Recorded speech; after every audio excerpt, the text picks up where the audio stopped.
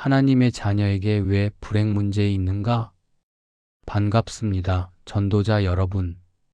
현장 복음 메시지 27번째 시간입니다. 오늘부터는 제오부 주제로 들어갑니다. 바로 구원받은 자에게 왜 고난이 있는가? 입니다. 여러분, 솔직히 한번 이야기해 봅시다.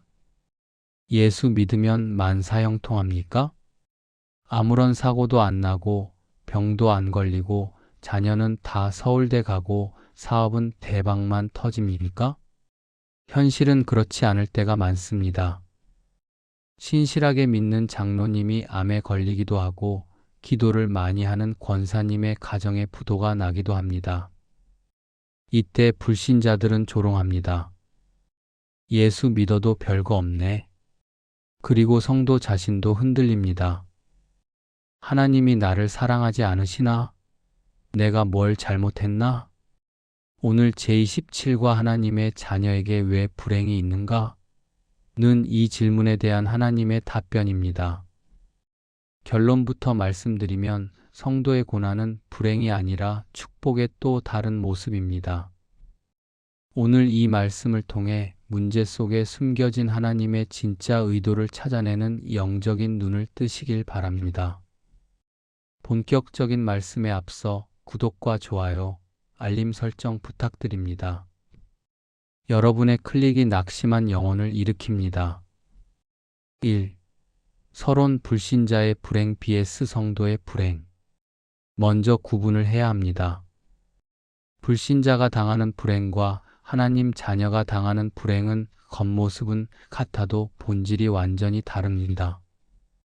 불신자의 불행, 이것은 저주이자 심판의 예고편입니다. 영적인 보호막이 없기 때문에 사탄이 공격하면 당해야 하고 죄의 대가를 그대로 치러야 합니다. 결국은 멸망으로 가는 과정입니다. 성도의 불행, 이것은 징계 사랑에 매이거나 훈련이거나 더 큰 계획입니다. 하나님은 자녀를 결코 망하게 두지 않으십니다. 그래서 성도의 고난에는 반드시 목적이 있습니다. 성경은 하나님 자녀에게 오는 문제의 원인을 크게 세 가지로 분류합니다. 지금 여러분의 문제는 어디에 해당하는지 한번 점검해 보십시오. 2. 본론 1. 죄와 실수로 인한 징계. 히브리서 126-8. 첫 번째 이유는 우리의 잘못된 길을 바로잡기 위한 하나님의 사인사인입니다. 이것을 성경은 징계라고 합니다. 많은 분들이 하나님이 사랑한다면서 왜 때리십니까? 라고 묻습니다. 반대로 질문하겠습니다. 여러분의 자녀가 절벽을 향해 달려가거나 독약을 먹으려고 하면 어떻게 하시겠습니까? 사랑하니까 놔둬야지 합니까? 아닙니다. 다리를 걸어서라도 넘어뜨리고 손등을 때려서라도 못 먹게 해야 합니다. 그게 진짜 사랑입니다. 히브리서 12장 6절을 보겠습니다. 주께서 그 사랑하시는 자를 징계하시고 그가 받아들이시는 아들마다 채찍질하심이라 하였으니. 히브리서 126. 사례 1. 요나의 풍랑. 성경의 요나 선지자를 보십시오. 하나님은 니느웨로 가서 복음을 전하라고 하셨습니다. 그런데 요나는 그게 싫어서 반대 방향인 다시스로 가는 배를 탔습니다. 그때 하나님이 어떻게 하셨습니까? 큰 풍랑을 보내셨습니다. 배가 깨지게 생겼고 요나는 물속에 던져졌습니다. 자, 이 풍랑은 요나를 죽이려는 저주입니까? 아니면 요나를 돌이키려는 사랑입니까? 만약 하나님이 놔두셨다면 요나는 사명 놓치고 평생 실패자로 살았을 것입니다. 풍랑 덕분에 요나는 물고기 뱃속에서 회개하고 다시 사명의 길로 갔습니다. 혹시 지금 원치 않는 풍랑을 만나셨습니까? 내가 하나님 말씀에 불순종하거나 고집 피우고 있는 부분은 없는지 돌아보십시오.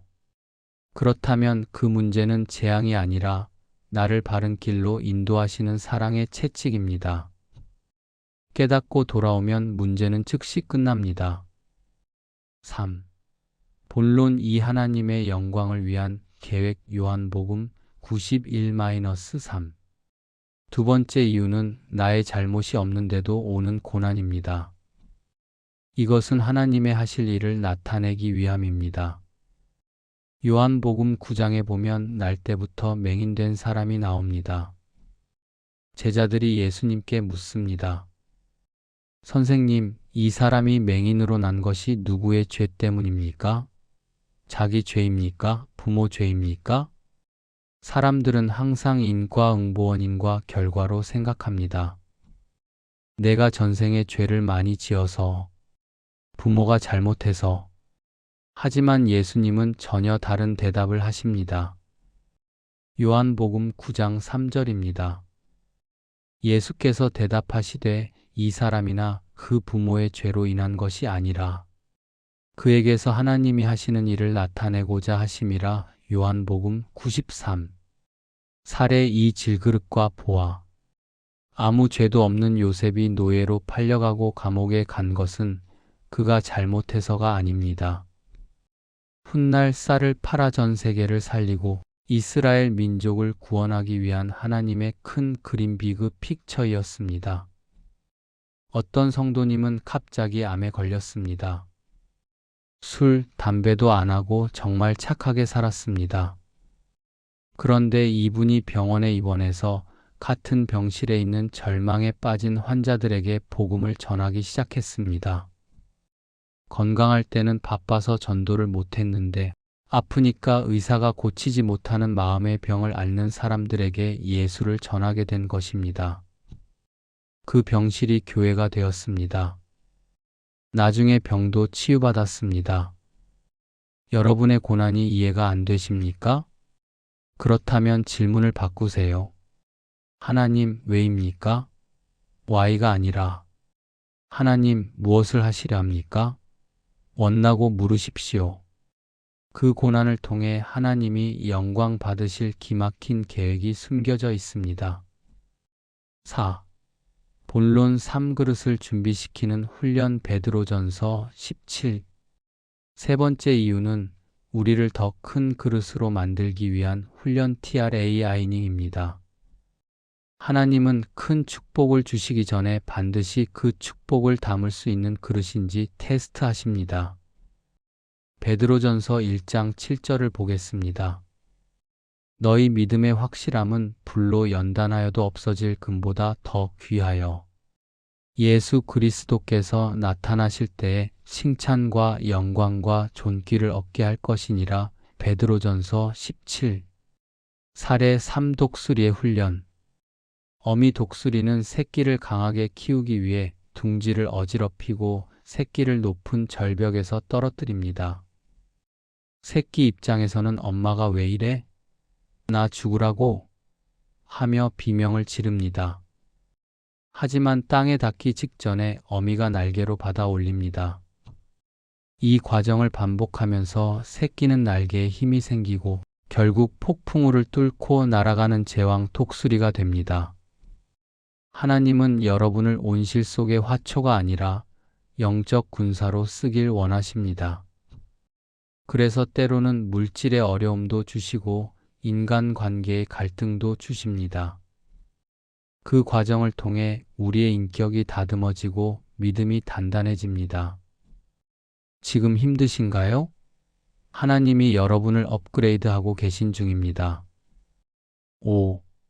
본론 4 자연 법칙과 부주의 갈라디아서 67. 마지막으로 하나 더 짚고 넘어가야 할 현실적인 이유가 있습니다. 바로 자연 법칙을 무시하거나 본인의 부주의로 인한 결과입니다. 이것은 영적인 문제라기보다 상식의 문제입니다. 갈라디아서 6장 7절입니다. 스스로 속이지 말라. 하나님은 업신여김을 받지 아니하시나니 사람이 무엇으로 힘든지 그대로 거두리라. 사례 4 음주운전과 기도. 어떤 성도가 술을 마시고 운전대를 잡았습니다. 그리고 기도합니다. 주님, 지켜주옵소서. 그러다 사고가 났습니다. 그래 놓고 하나님이 왜 안 지켜주셨나? 라고 원망합니다. 이건 믿음이 좋은 게 아니라 신앙을 빙자한 미신이고 방종입니다. 과식하고 운동 안 해서 병 걸리는 것, 게을러서 시험에 떨어지는 것, 낭비가 심해서 가난해지는 것. 이것은 마귀 탓도 아니고 하나님 징계도 아닙니다. 내가 심은 대로 거두는 것입니다. 이런 불행은 내가 삶의 규모를 갖추고 갱신하면 해결됩니다. 하나님은 기적을 베푸시지만 상식을 무시하지 않으십니다. 6. 결론 모든 것이 합력하여 선을 이룬다. 사랑하는 여러분, 말씀을 정리하겠습니다. 하나님 자녀에게 망하는 길은 없습니다. 지금 겪고 있는 아픔이 징계든 연단이든 하나님의 영광을 위한 것이든 혹은 내 실수이든 상관없습니다. 결론은 하나입니다. 로마서 8장 28절의 약속을 붙잡으십시오. 우리가 알거니와 하나님을 사랑하는 자 곧 그의 뜻대로 부르심을 입은 자들에게는 모든 것이 합력하여 선을 이루느니라. 로마서 8:28. 우리의 실수까지도 우리의 아픔까지도 하나님은 다 합쳐서 믹스 가장 좋은 작품선을 만들어 내십니다. 이것이 전하의 복터닝 미스포천 인투 블레싱의 하나님이십니다. 그러므로 문제 앞에서 낙심하지 말고 이렇게 고백하십시오. 이 문제는 나를 죽이는 문제가 아니다.